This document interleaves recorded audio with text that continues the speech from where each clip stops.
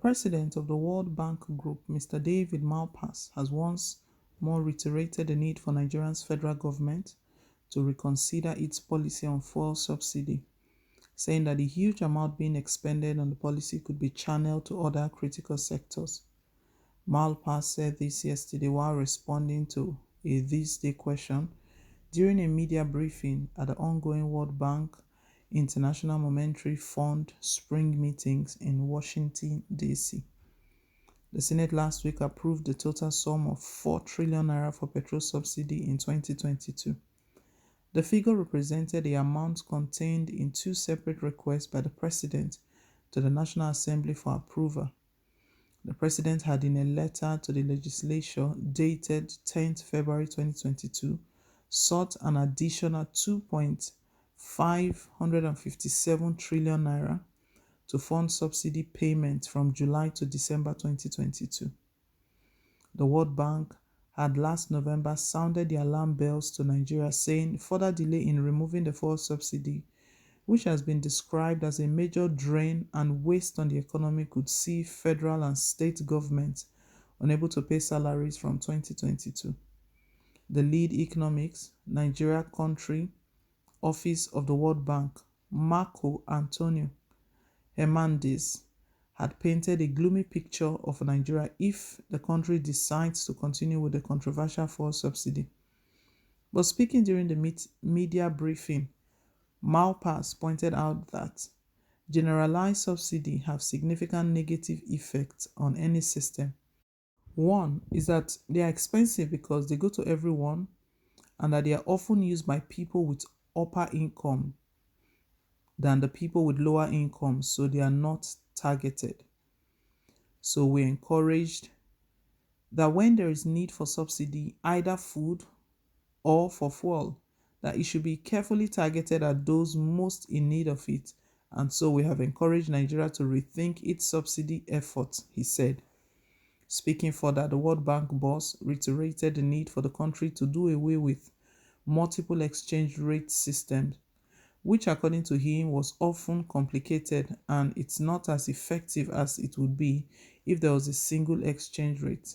He added, the most useful thing for developing countries is to have a single exchange rate that is market-based, that is stable over long periods of time, as that attracts investment, and so that would help. Malpass noted that Nigeria also has trade barriers that continue to distort trade and capital flows, urging the federal government to improve on this so as to help the country and its people move forward. Commenting on the spate of insecurity in the country, he said, I take note of the complicated situation that they face, where there are weapons flowing into northern Africa that find their way into non-Nigerians that create violence in Nigeria. This is a very challenging situation that the government faces. I think all over the world, people should have an understanding of the fragility that is facing several parts of the world, but in particular, the Sahel and the sub-Saharan African area, where the weapons flow from outside of Africa, are putting a great burden on governments around the continent. Nigeria has huge opportunity to its natural resources and because of its people. And I think I could see its growth accelerate with improvements in policy.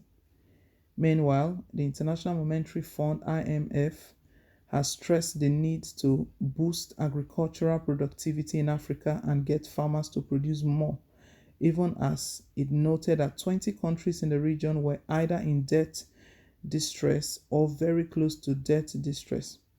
Speaking at the opening press conference of the ongoing World Bank and IMF 2022 spring meetings, holding virtually, the managing director of the fund, Kristalina Georgieva, said the multilateral institution was working on debt restructuring for the affected countries. She stated that the IMF and its partners had agreed on an action plan to address the situation. In sub-Saharan Africa, 20 countries are in debt distress or very close to debt distress. With interest rate going up, the burden of debt is intolerable, so working to get to that restructuring currently. This is a priority for us, and that is why I talked about the common framework, she said, whilst noting that the high and rising food prices were of particular concerns, especially in poor countries where there was a growing risk of a food crisis. She said an international action to avoid it was critical. Fighting inflation through monetary policy tightening raises the cost of servicing debt. For low income countries, its burden has reached 50% of GDP, placing 60% of these countries at or near debt distress, the IMF boss added. She noted, to address debt, countries need domestic policies that can help bring their budgets back on track while providing targeted assistance to the most vulnerable. They can help finance this with more equitable tax policies. Furthermore, she said the ongoing Ukraine war had resulted to spike in global inflation as well as insecurity. Rethink your policy on fuel subsidy, World Bank tells Nigeria.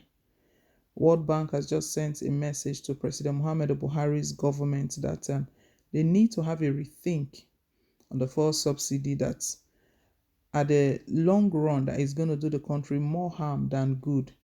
If we recall, last week the Senate just approved a total sum of 4 trillion naira for petrol subsidy for the year 2022.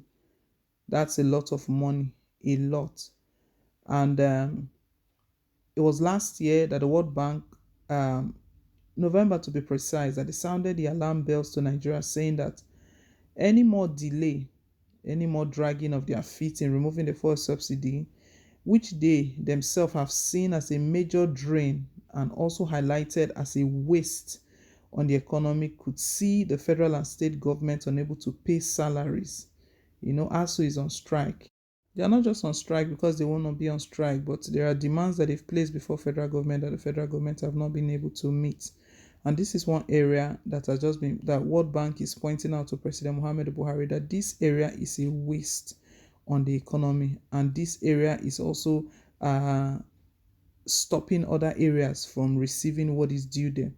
I don't know if President Muhammadu Buhari would listen to this. Rethink your policy on fuel subsidy. Well, guys, leave us your own take down below in the comment section. Thank you once again for staying tuned. Please don't forget to like, share, and to subscribe. Till I come your way again on more updates. Bye.